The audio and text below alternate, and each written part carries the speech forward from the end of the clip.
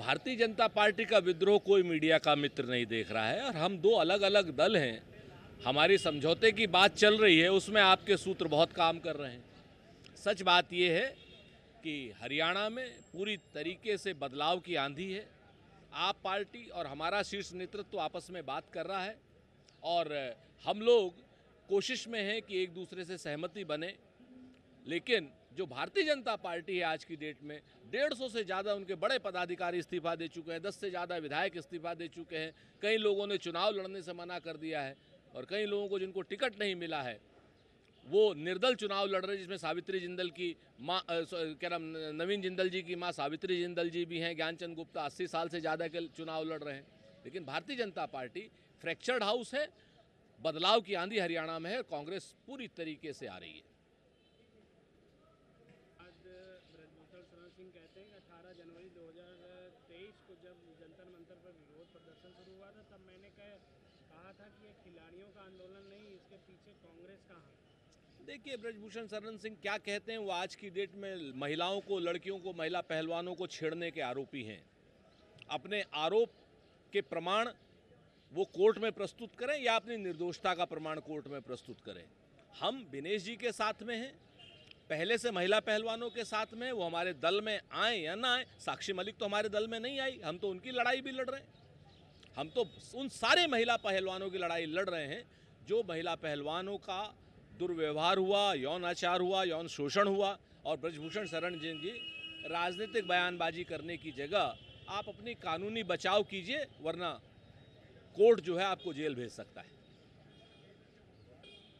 इतिहास बन चुका है, वापस नहीं आएगा। अब अमित शाह जी अपनी भाषणों में तो जो भी चाहे कहते रहें, लेकिन अमित शाह जी ये भी एक सच्चाई है कि वैली में आपको कैंडिडेट नहीं मिल रहे हैं, आपको चुनाव लड़ने के लिए प्रत्याशी नहीं मिल रहे। 44 लोगों की क्या नाम आप सूची जारी करते हैं और आपको वापस लेनी पड़ती है और उसके बाद आप मात्र 15 जो प्रत्याशियों की सूची जारी कर पाते हैं। ये अपने आप में बता रहा है, और सेना के जितने जवान मारे जा रहे हैं कश्मीर में, ये अपने आप में बता रहा है कि आपकी कश्मीर नीति पूरी तरीके से फेल है और जनता आपको पूरा जवाब देगी। कश्मीर को स्टेटहुड का दर्जा आपको देना ही होगा।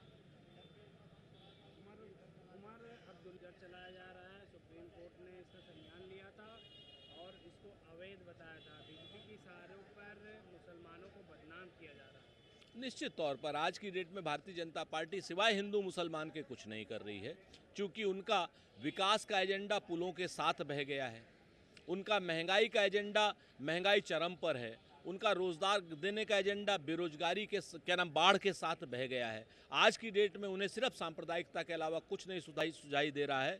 मैंने कभी कोई ऐसा मुख्यमंत्री नहीं देखा जो सदन में जाति और धर्म सूचक शब्दों के साथ में दूसरे दल को इंगित करके कहे कि ये यादव है, ये मुसलमान है और इनके ऊपर बुलेट ट्रेन चलेगी।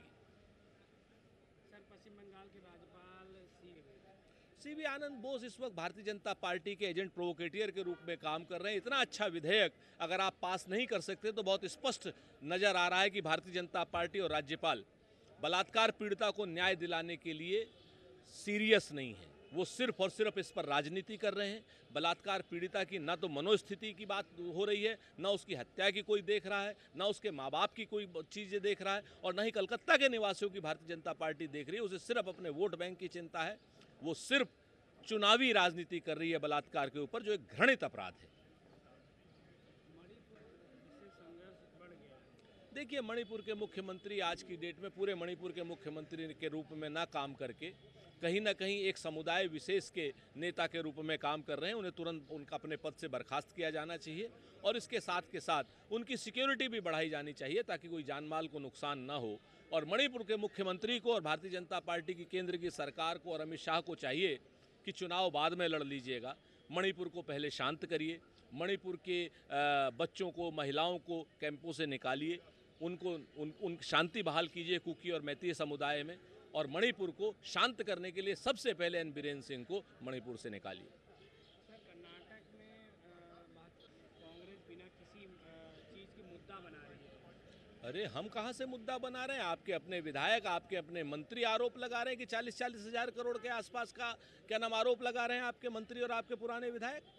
हम कहाँ लगा रहे हैं, हम तो उसकी जांच कर रहे हैं और निश्चित तौर पर जो दोषी होगा वो जेल जाएगा, क्योंकि आपने कोविड फंड का दुरुपयोग करके पाप किया है, आपको श्राप भी लगेगा।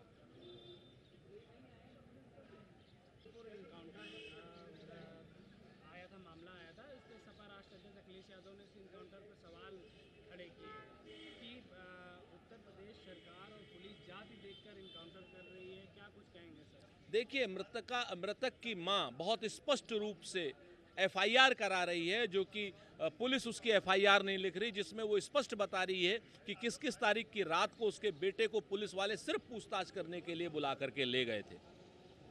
बाकायदा उसने साक्ष्यों के साथ में एफआईआर करने की बात की है, लेकिन पुलिस उसकी एफआईआर नहीं कर रही है, जिससे स्पष्ट हो रहा है कि वो इनकाउंटर 100% लोग बता रहे हैं कि वो फर्जी है।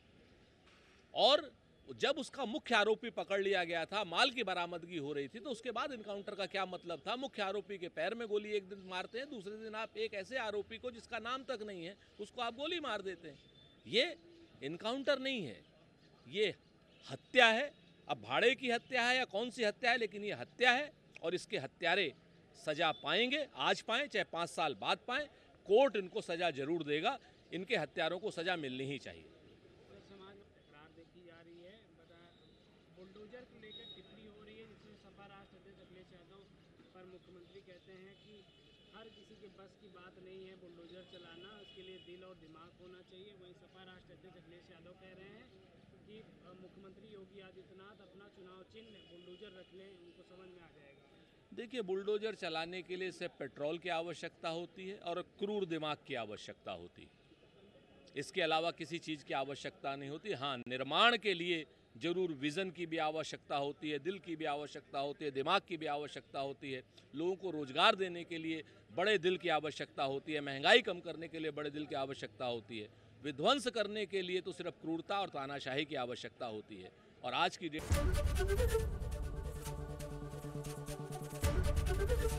एबीपी गंगा, खबर आपकी, जुबान आपकी।